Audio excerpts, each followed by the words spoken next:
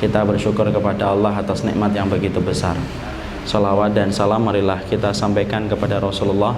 Semoga kita senantiasa menjadi pengikutnya yang setia, supaya kelak kita bertemu dengan beliau di sebuah telaga yang paling indah, Telaga Al-Kautsar, di mana itu merupakan tempat yang memperjumpakan indah kita dengan orang yang selalu kita cintai dalam kehidupan kita, Nabi Muhammad SAW.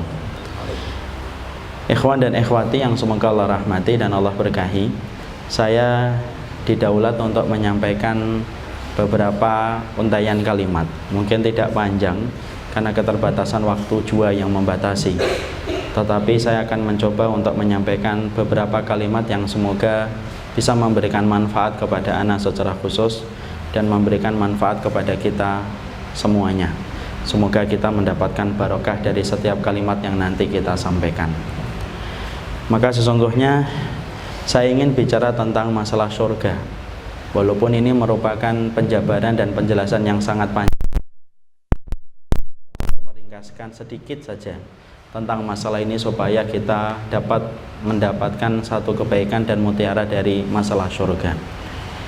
Tahukah kita bahwasanya Allah itu menyebut kata surga di dalam Al-Quran itu lebih dari 120 kali. Artinya ratusan kali Allah menyebut Al-Quran, menyebut kata surga di dalam Al-Quran. Tidak ada kata yang paling banyak disebutkan di dalam Al-Quran kecuali salah satunya adalah kata surga, dalam kata jannatun ataupun jannatun, dalam bentuk mufrad atau dalam bentuk jamak ataupun plural. Dan tahukah kita ketika Allah menyebut kata surga sedemikian banyaknya sampai ratusan kali,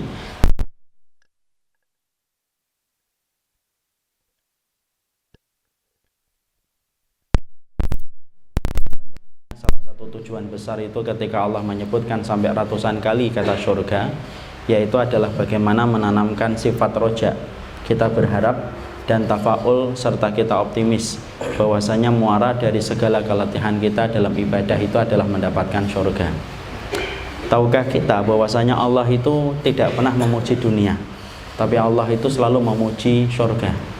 Maka coba antum bayangkan, saya juga ikut membayangkan, kalau Allah zat yang sempurna dan zat yang maha indah sampai memuji bahwasanya surga itu adalah tempat yang terbaik yang Allah ciptakan bagi hamba yang bertakwa. Kalau yang memuji itu adalah Allah zat yang sempurna dan tidak mengenal kekurangan, kita bisa bayangkan sesempurna apa surga itu Allah ciptakan bagi hamba yang bertakwa, ketika zat yang maha indah saja mengatakan surga itu indah dan surga itu adalah miliknya Allah yang paling mahal. Saya ambilkan analogi yang gampang. Kalau antum dan saya mendengar ada orang yang komentar makanan itu enak, jangan buru-buru percaya. Lihat dulu siapa yang komentar mengatakan makanan itu enak. Kalau yang mengatakan makanan itu enak kuli, Anda usah percaya. Kuli itu yang penting banyak, yang penting murah. Pasti akan mengatakan makanan ini enak benar. Kenapa? Banyak dan murah. Kalau ada yang mengatakan makanan enak itu adalah santri, sama Pak, tidak usah percaya. Santri itu yang penting ada sausnya dan micinnya dikit sudah bilang enak. Karena saya korbannya 4 tahun ya. Karena makanya kemudian tidak usah percaya. Tapi kalau bapak dan ibu menemukan ada seorang chef internasional, kemudian dia sudah melalang buana dan dia ternyata mendapatkan banyak penghargaan ketika dia memasak, dan bukunya laris manis bestseller ketika dia merumuskan teori-teori di dalam memasak, sampai kemudian dia mengatakan makanan ini enak. Mungkin sebagian besar dari kita akan mengaminkan makanan itu enak karena yang mengatakan adalah orang yang berkualitas dalam bidang yang dia komentari. Artinya semakin tinggi background seseorang dan kualitas seseorang itu mengomentari bagus dan indah itu semakin susah. Makanya kalau yang berkomentar surga itu indah saya, gak usah percaya, karena sesungguhnya omongan kita ini relatif Pak. Omongan bapak relatif, omongan setiap manusia itu relatif. Tapi kalau yang mengatakan bahwasanya surga itu indah adalah Allah, maka dalam setiap kalam dan firman-Nya Allah itu tidak ada teori relatif, karena semua perkataan Allah dan kalamnya Allah itu hukumnya mutlak. Dan kita bisa bayangkan seindah apa surga itu ketika zat yang maha indah yang tidak mengenal kekurangan sampai mengatakan surga itu indah. Kita bisa bayangkan seindah apa itu surga yang Allah ciptakan. Makanya kalau saya mengatakan, contoh lagi, saya mengatakan rumah ini bagus, mungkin bagi arsitek seleranya Ustadz cuma segitu. Kalau menurut saya itu tidak bagus. Kenapa? Dia terbiasa melihat sesuatu yang lebih bagus dari apa yang saya komentari. Maka bayangkan, surga itu dikatakan oleh Allah dengan kata indah, dan Allah tidak pernah memuji satu tempat kecuali tempat itu adalah surga. Makanya ketika kita akhirnya mendapati Allah itu ngulang kata-kata surga, selalu beriringan dengan kata-kata mengalir di bawahnya sungai-sungai dan berbagai macam kenikmatan yang lainnya. Maka sesungguhnya ternyata itulah yang memberikan kekuatan bagi orang yang beriman. Karena kalau kita akhirnya faham bahwasanya muara dari perjalanan kita itu menuju kepada surga, maka ujian-ujian yang berat itu akan terasa ringan ketika orang itu mengerti di balik setiap ujian dan kesulitan yang dia dapatkan itu ada surga. Karena mengingat surga itu kekuatan, Pak. Adapun mengingat dunia itu kelelahan dan keletihan. Kita ini kalau seorang laki-laki baru bangun, yang sudah kita pikirkan itu hitung-hitungan materi dan dunia, pasti hari kita melelahkan dan meletihkan. Makanya senggolan motor dikit dan mobil langsung bacok-bacokan, karena sudah lelah dia dengan segala pikiran ketika dia digelayuti dengan dunia. Tapi sebaliknya kalau kita memikirkan surga, ternyata memikirkan surga itu adalah kekuatan. Dan kunci orang yang beriman itu adalah ketika hati mereka itu hidup dengan bayang-bayang surga yang hidup di dalam hati dan jiwa mereka. Makanya Allah itu mengabadikan bagaimana orang-orang solih itu yang menjadikan mereka kuat dalam setiap ujian yang Allah berikan kepada mereka. Karena orang solih itu berhasil menciptakan lentera di dalam hati mereka untuk membayangkan surga. Kita ambil contoh Ibunda Asia, suaminya Fir'aun, dimana kemudian Fir'aun adalah orang yang paling kejam. Tapi ternyata yang menjadikan Bunda Asia itu kuat ketika dia bersuamikan kayak Fir'aun yang memenggal kepala setiap bayi Bani Israel, ternyata Allah abadikan di dalam Al-Quran, Rabbibnili indaka baitan fil jannah, ya Allah bangunkan sebuah rumah untukku di surga. Ternyata keinginan beliau untuk mendapatkan surga itulah yang menjadikan dia menampak dalam kekuatan dalam setiap ujian yang beliau dapatkan. Bayang-bayang surga. Tadi saya bicara tentang Khadijah dengan beliau, ya, beliau bicara tentang Khadijah. Khadijah pun sama, Pak. Khadijah itu ternyata yang menjadikan beliau itu kuat ketika menemani Rasulullah di awal-awal dakwah yang penuh dengan ujian, penuh dengan duri dan onak yang beliau hadapi. Ternyata Allah itu ketika memberikan kekuatan kepada Ibunda Khadijah, perhatikan lafaz hadisnya. Rasulullah berkata sama Khadijah, Innallaha basyaraki bibaitin fil jannah. Wahai Khadijah, sesungguhnya Allah itu memberikan kabar gembira kepadamu dengan sebuah rumah di surga. La sakhab fihi wala nasab fihi. Sesungguhnya di dalam rumah yang kamu nanti dapatkan di surga itu tidak ada keramaian, kegaduhan di dalamnya, dan sesungguhnya setiap rumah yang kamu dapatkan di surga itu sesungguhnya tidak ada kelelahan dan keletihan. Kenapa dikatakan sakhab dan nasab? Karena sesungguhnya untuk menggantikan ramainya rumahnya Khadijah ketika para sahabat itu selalu keluar masuk rumahnya Khadijah setiap waktunya. Dan kita tahu ya tabiatnya perempuan itu penguasa rumah. Tapi ternyata Ibunda Khadijah itu rela untuk kemudian di luar masuk, keluar masuk. Tidak pernah beliau kemudian marah, karena kemudian dia tahu bahwasanya yang datang itu adalah umatnya suaminya, yaitu adalah seorang Rasul. Diganti cash dan kontan. Dan itu yang menjadikan Ibunda Khadijah itu kuat. Kita mendapati ada seorang ulama, Imam Ibnu Taimiyah, itu ujiannya berat, Pak. Berpuluh-puluh kali kemudian beliau itu melewati banyak ujian dan beliau dipenjara berkali-kali. Tapi yang menarik adalah senyuman tidak pernah hilang di wajahnya. Dan yang menarik adalah ketika Imam Ibnu Taimiyah itu berkata, perkara apa yang bisa menjadikan dia kuat di tengah ujian yang begitu banyak ketika beliau berdakwah dan menyebarkan kalimat kebenaran. Dia katakan bahwasanya dalam salah satu syairnya, Mada yasna'u a'da'i bi, yang bisa dilakukan musuh sama aku tuh ya apa? Fa'ina qatli, kalau mereka membunuhku syahid, kalau mereka mengusirku siyahah, kalau kemudian mereka memenjarakan aku, maka memenjarakan aku itu adalah khulwah, aku berdoa dengan Allah. Fa'innal jannata la tufarikuni, sesungguhnya surga itu tidak pernah pisah dari diriku, karena sesungguhnya surga itu hidup di dalam hatiku dan jiwaku. Disitulah yang menjadikan Imam Ibnu Taimiyah itu kuat. Kenapa? surga itu hidup di hatinya beliau. Makanya malaikat itu kalau turun menguatkan orang yang beriman itu tidak muluk-muluk. Sebagaimana ayat yang sering disampaikan oleh para asatid, innal ladzina qalu rabbunallah tsumma istaqamu tatanazzalu alaihimul malaika alla takhafu wa la tahzanu wa abshiru bil jannatil lati kuntum tu'adun. Makanya dalam surat Fussilat 30 kemudian Allah berfirman, orang itu kalau mengatakan beriman kemudian dia istiqamah, turun kepada mereka itu para malaikat. Dan malaikat itu memberikan tasjik. Tasjik itu motivasi. 3. Ala takhafu, lu yang kamu takutkan itu apa? Dalam urusan dunia itu yang kamu takutkan apa? Wala tahzanu, jangan kamu sedih dari apa yang lewat, dari apa yang luput dalam urusan dunia nggak jadi kamu dapat tuh nggak usah sedih. Kemudian malaikat yang ketiga, wa abshiru, gembirakan hatimu karena sesungguhnya ada surga yang telah dijanjikan oleh Allah. Dan ternyata itulah metode malaikat ketika menguatkan orang yang beriman. Jadi disitulah kita paham, mengingat surga itu kekuatan. Jadi istri kalau dia tidak ingat surga, dia akan pernah kuat dia mendampingi suaminya, karena suaminya hanyalah laki-laki akhir zaman yang penuh dengan kekurangan dan kesalahan. Seorang laki-laki kalau tidak ingat surga, sangat kuat dia itu untuk menghadapi bengkoknya seorang wanita, dan di tengah beratnya dia harus mencarikan rezeki yang halal dan menyapih dari yang haram. Seorang dai kalau tidak ingat surga, dia nggak akan kuat, Pak, karena sesungguhnya dalam dakwah itu kita sering berhadapan pro dan kontra. Bahkan tidak jarang kita dihujat, dibenci sama orang yang belum pernah jumpa dengan kita sekalipun. Tapi kalau kita mengingat dan mengembalikan itu kepada surga, maka itulah yang memberikan kekuatan. Orang tidak akan bangun tengah malam kalau tidak ingat surga. Orang itu tidak akan pernah mampu menutup auratnya dengan aurat yang rapat kalau tidak ingat surga. Orang tidak akan mampu menolak yang haram kalau dia tidak ingat surga. Karena sesungguhnya mengingat surga itu kekuatan. Semakin lama memikirkan surga, semakin rendah nilai dunia. Dan sebaliknya, semakin memikirkan dunia, semakin rendah nilainya surga di mata dia. Makanya sebenarnya circle perjalanan kita ini sebenarnya untuk mengingat surga terus. Kenapa sih harus ngaji? Ya supaya ingat surga.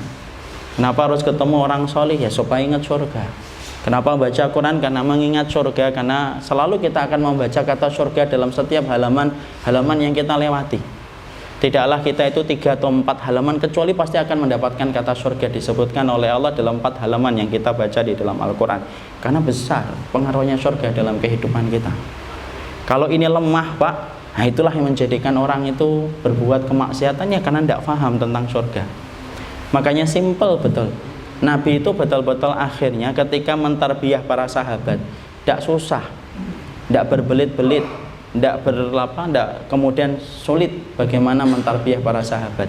Nabi itu kalau mentarbiyah sahabat itu ya sudah dihidupkan aja itu bayang-bayang hatinya itu untuk ingat surga.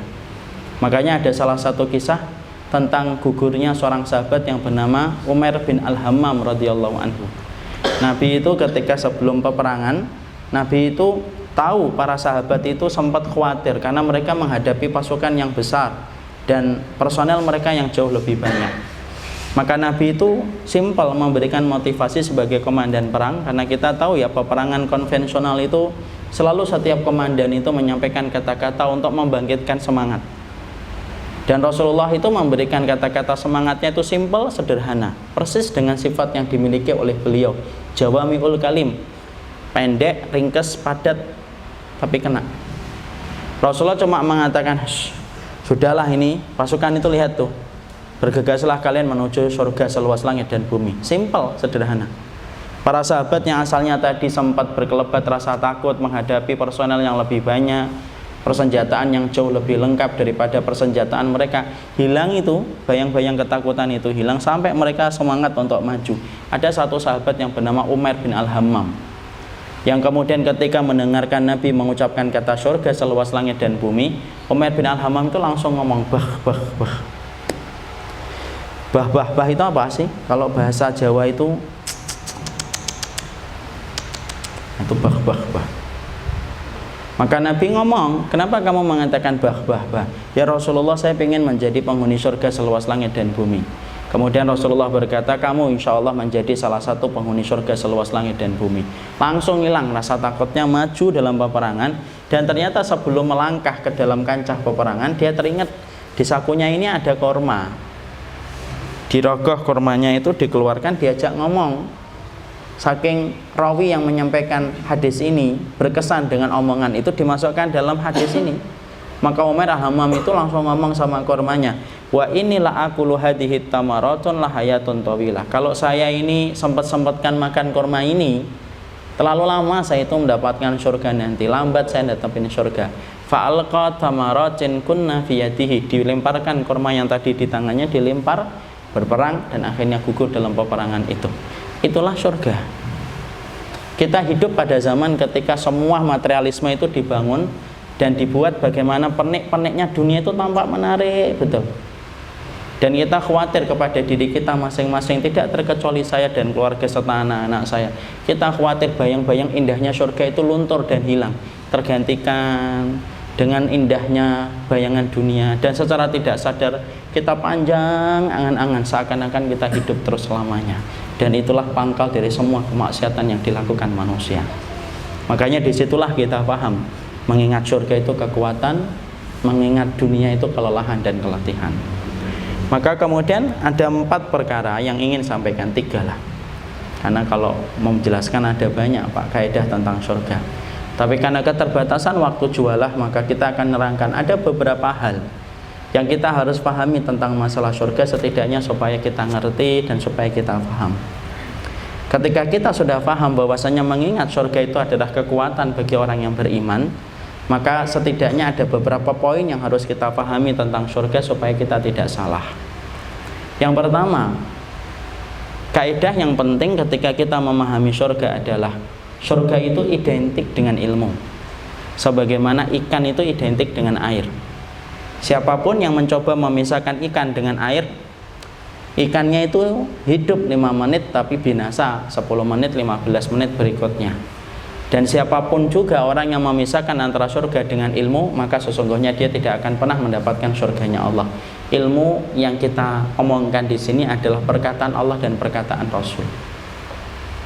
Banyak orang yang hari ini mereka itu berpikirnya praktis tapi salah, bahwasanya surga itu bisa ditebus tanpa kita mencari ilmu dan berusaha untuk mendapatkan kefahaman sesuai dengan apa yang Allah ridhoi. Tidak mungkin Pak, kita akan mendapatkan surga tanpa kita merintis itu dengan jalan ilmu yang kita kaji dari Quran dan hadis. Saya ambilkan analogi yang gampang. Kita kerja di sini di perusahaan bangun Arta, berapa lama kita sekolah? Mungkin S1. S1 itu berapa? 16 tahun. 6 tahun SD, 3 tahun SMP, 3 tahun SMA, plus dengan kuliah 4 tahun. Totalnya 16 tahun. Kerja di Telkomsel, Indosat, Pertamina, sepakat kita minimal S1 untuk kerja di kantor itu.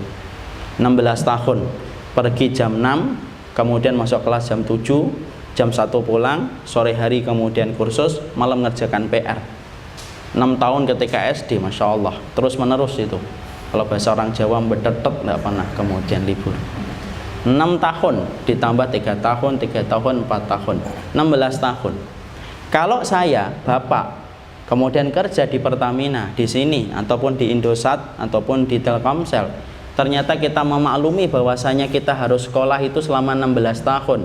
Baru kita punya ijazah, kita bawa ketemu HRD mengadakan interview, kemudian kita diterima, mendapatkan kursi di belakang meja, ada komputer, maka kemudian baru kita mendapatkan gaji antara 1 sampai 100 juta di akhir bulan. Butuh 16 tahun sekolah. Loh, emang kita kira bahwasanya surga itu lebih rendah daripada Indosat dan Telkomsel?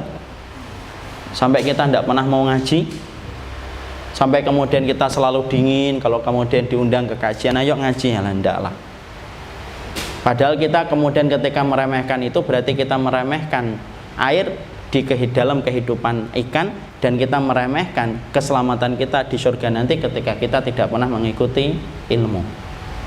Makanya inilah yang menjadikan kita koreksi dulu.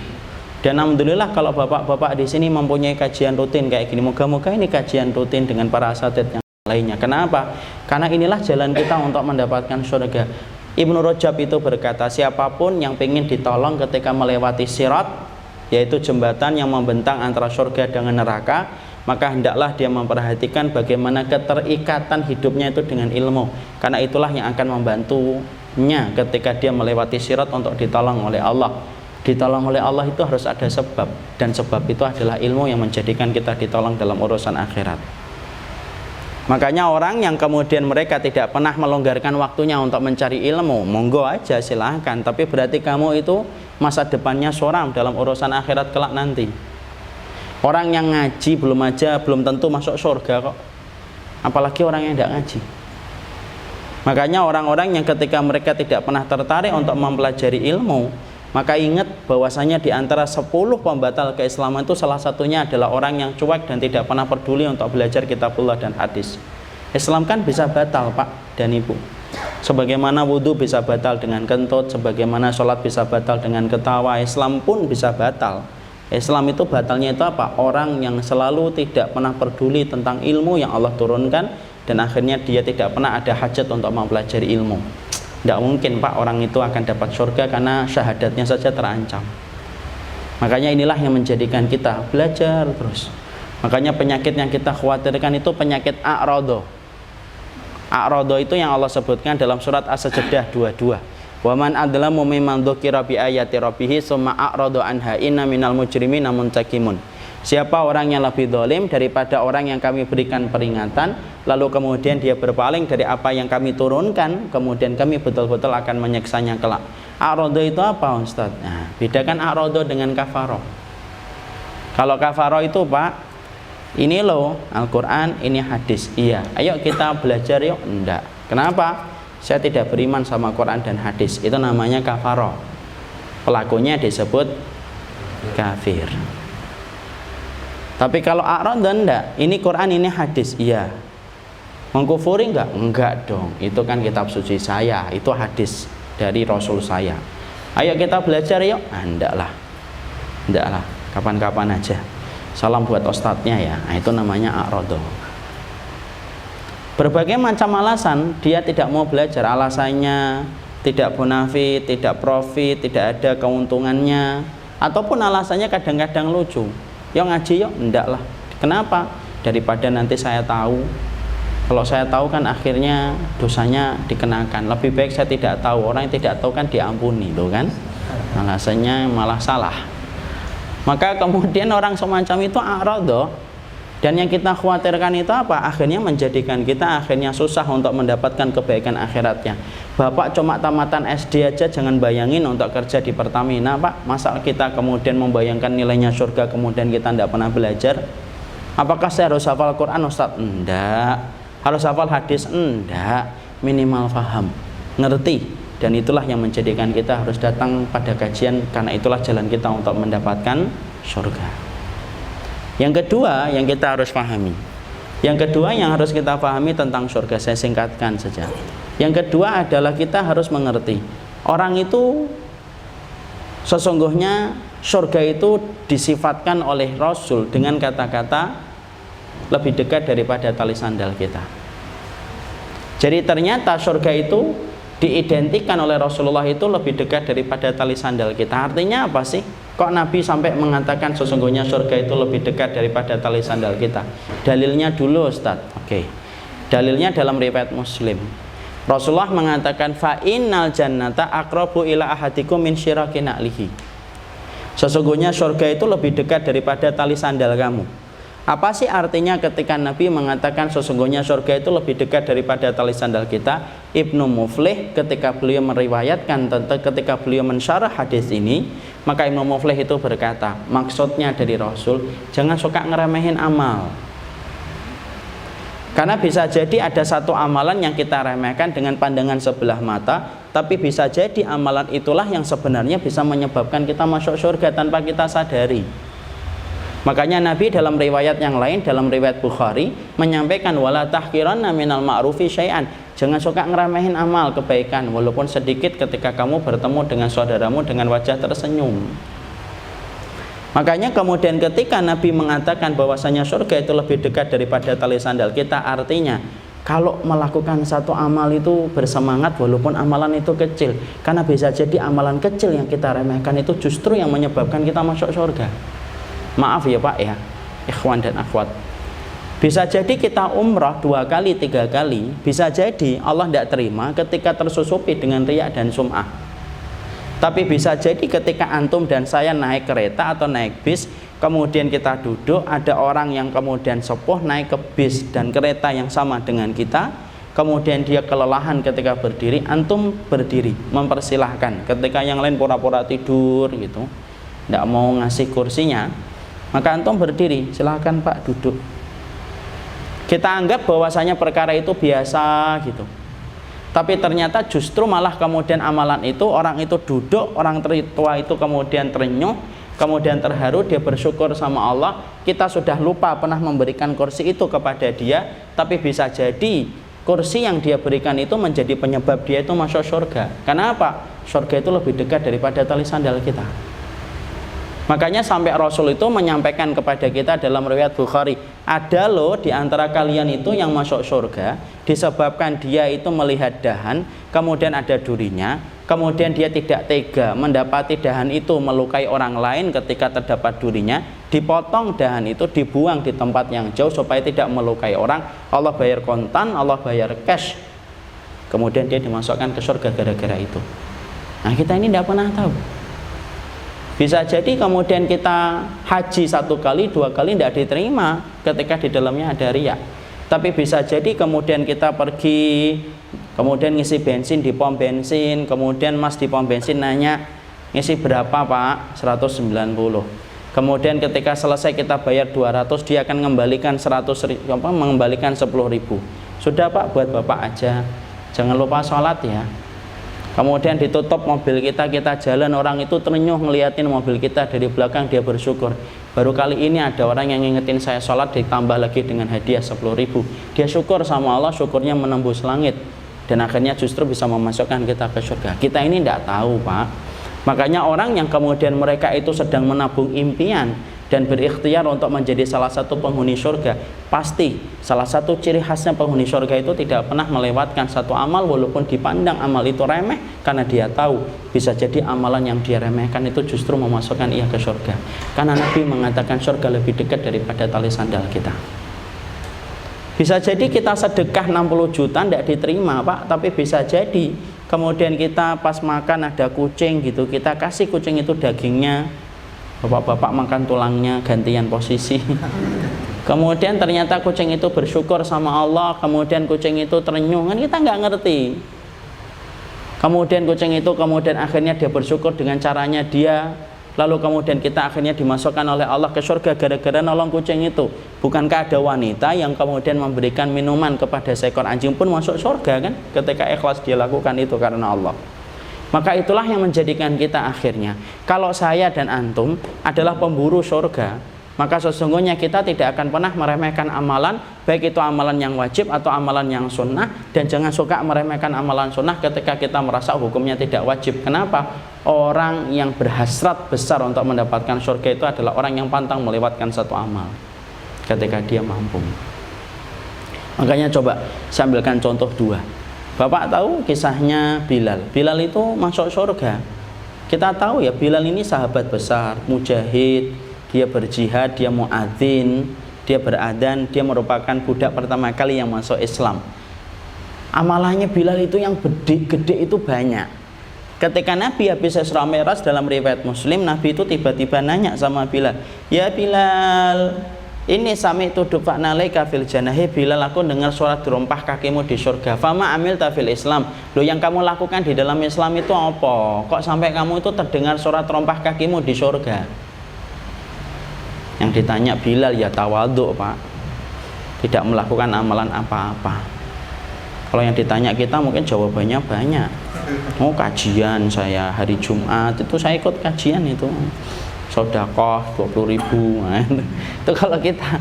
Tapi kalau Bilal ditanya, dia merendah, saya tidak melakukan amalan apa-apa ya Rasulullah. Padahal azan, hijrah, jihad, kemudian budak pertama kali yang masuk Islam, oh semua amalan besar dilakukan Bilal. Tapi akhirnya ditanya Nabi, lo yang menyebabkan kamu sampai dimasukkan ke surga, sampai terompah kakimu kedengaran sama aku itu apa? Ya Rasulullah, tidaklah aku melewati siang dan malam, kalau aku berhadas cepat-cepat saya ambil air wudhu, kemudian saya sholat 2 rakaat. karena saya tidak nyaman ketika saya berhadas, dan kemudian saya ikutkan dengan sholat 2 rakaat. Loh, ternyata itu yang menyebabkan Bilal dimasukkan Allah ke surga, padahal amalan itu jauh lebih ringan daripada amalan adzan, jauh lebih ringan daripada amalan hijrah, dan jauh lebih ringan daripada amalan ketika dia menjadi budak pertama kali yang masuk Islam. So, perhatikan, kita tidak pernah tahu di antara pintu surga mana yang kemudian kita itu akan dimasukkan oleh Allah ke surga. Kita lihat Abu Dawud. Antum tahu Abu Dawud? Abu Dawud itu kan salah satu perawi hadis ya. Ada Abu Dawud, kemudian ada Abu Khari, ada Muslim, ada kan Ibnu Majah, ada Tirmidzi. Bacanya Tirmidzi ya Pak, jangan Turmudi. Turmudi itu tukang batu, tetangga saya itu Turmudi. Tirmidzi.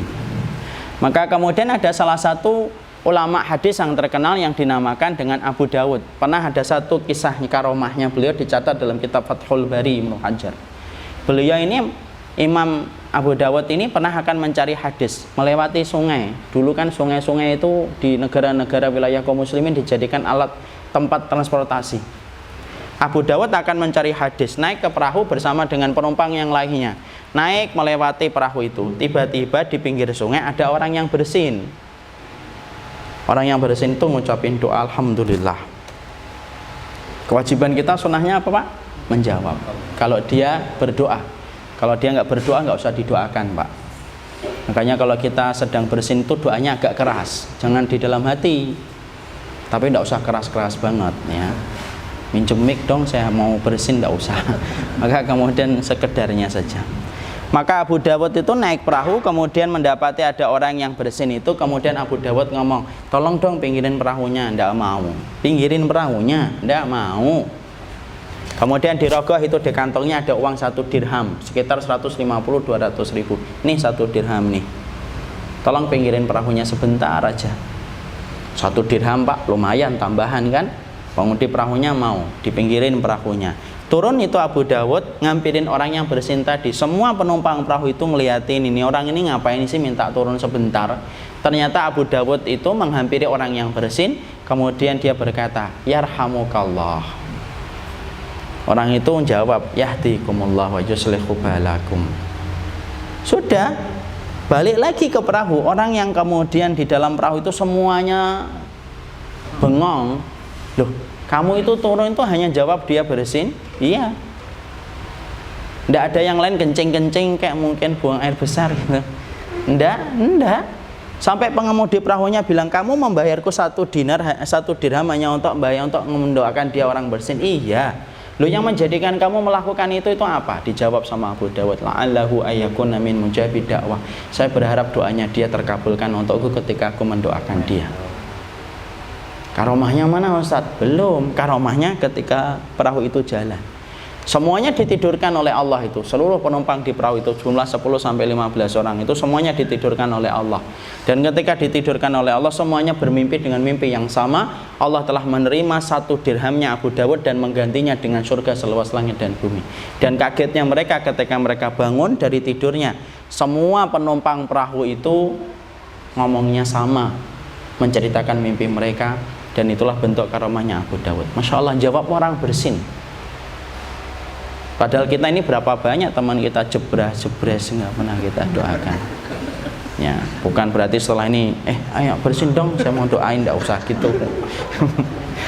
Tapi semangat yang kita ambil itu adalah semangat untuk menjawab orang bersin ketika sunnah itu kita tegakkan, ketika niatan kita adalah tahu bahwasanya kita tidak pernah ngerti jalan kita ke surga itu, maka sesungguhnya itulah yang menjadikan kita ini betul-betul betul-betul kita itu bersemangat untuk mendapatkan surga. Ngelihat kucing itu ya jalan surga, ngelihat hewan itu ya jalan surga, ngelihat orang lain itu pintu surga, ngelihat apapun amalan itu pintu surga. Jangan kita ngelihat itu, kalau ngelihat kucing bukan pintu surga, kalau ngelihat Ka'bah pintu surga. Enggak, Ka'bah itu pintu surga, kucing pun bisa menjadi pintu surga. Kenapa? Nabi sudah ngomong sama kita, fa innal jannata aqrabu ila ahadikum min syiraki na'lihi. Sesungguhnya surga itu lebih dekat daripada tali sandal kamu. Makanya jangan suka remehkan surga itu. Itu yang kedua. Yang ketiga ini terakhir. Nah, ini kan panjang nih kok terus sampai maghrib. Nah, kasihan Al Irsyad nanti sudah deg-degan beliau.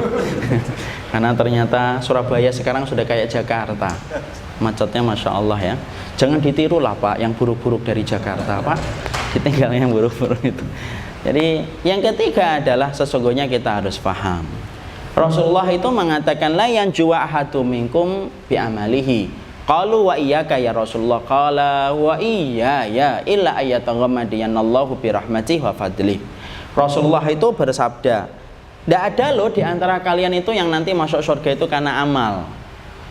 Apakah engkau juga masuk surga bukan karena amal ya Rasulullah? Tidak, saya bukan masuk surga karena amal, kecuali Allah memberikan rahmat kepadaku dan keutamaannya yang Allah berikan kepadaku.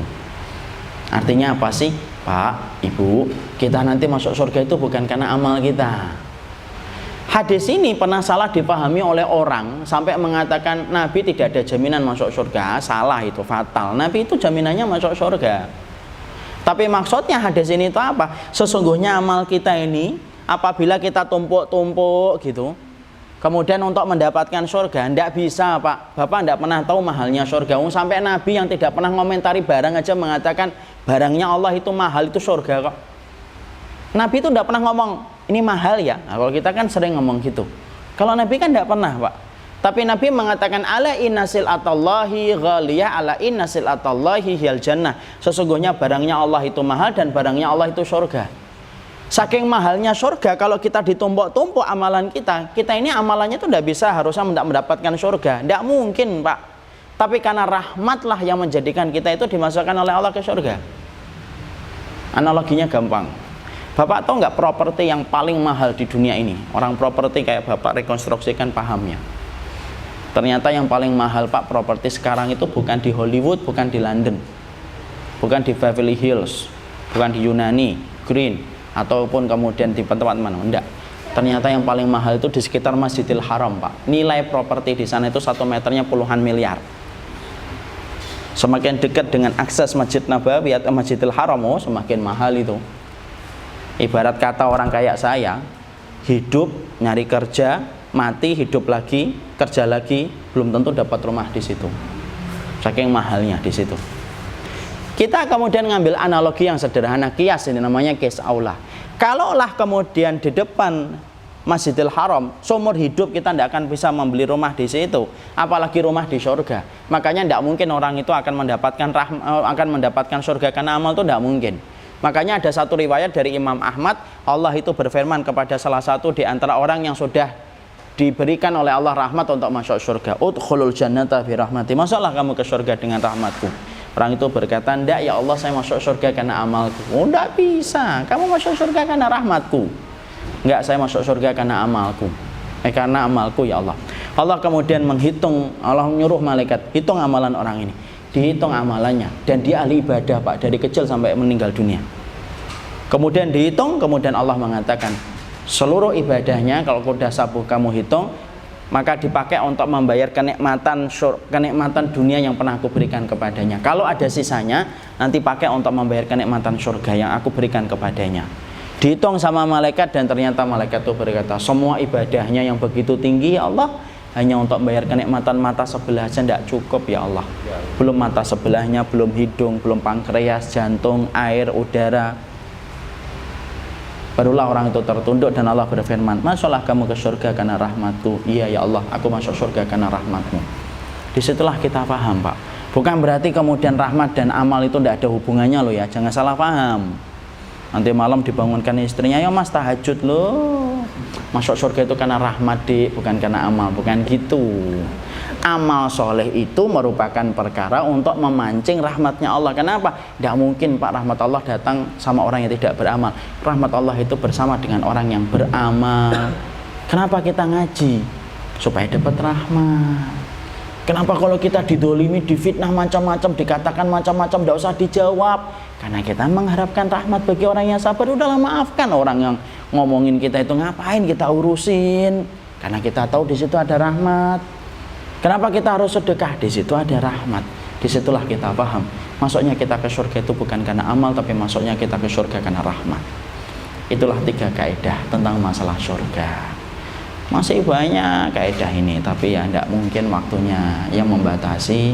Tapi setidaknya saya ingin menyampaikan kepada bapak-bapak, Bapak-bapak kan tiap hari bergelut dengan urusan materi dan dunia, bangunan, batu bara dan yang lainnya. Setidaknya pembicaraan kita ke surga, menghidupkan kembali lentera kita. Amin. Ternyata bahwasanya yang paling penting adalah bagaimana di akhir kehidupan kita muaranya adalah surga. Seorang istri tidak akan kuat mendampingi suami kalau tidak ingat surga. Seorang suami tidak akan kuat mendidik istrinya dan mendidik anaknya kalau tidak ingat surga. Seseorang beramal soleh itu tidak akan kuat kalau tidak ingat surga. Karena mengingat surga itu kekuatan, mengingat dunia itu keletihan dan kelelahan. Kalau istiqomah kita berkurang, turun, ingat surga Pak, hadiri majelis ilmu. Kenapa? Rasulullah itu mensifati majelis ilmu dengan kata riyadul jannah, taman surga. Karena memang surga identik dengan ilmu. Barakallahu fikum. Ini yang dapat saya sampaikan. Tidak ada pertanyaan, tidak ada insya Allah. Jadi waktunya sudah membatasi. Ini yang dapat saya sampaikan. Saya sudah deg-degan ini cukup atau tidak balik lagi nanti ke sana. Saya juga harus mandi ya. Karena kalau kita pengen ke surga kan juga harus mandi juga kan Pak kalau di dunia. Jadi kita siap-siap, bapak-bapak juga ada waktunya untuk ketemu kembali dengan keluarganya. Semoga Allah mempertemukan kita di dunia dan kemudian memperjumpakan kita di akhirat. Subhanakallahumma wa bihamdika asyhadu an la ilaha illa anta astaghfiruka wa atubu ilaik. Assalamualaikum warahmatullahi wabarakatuh.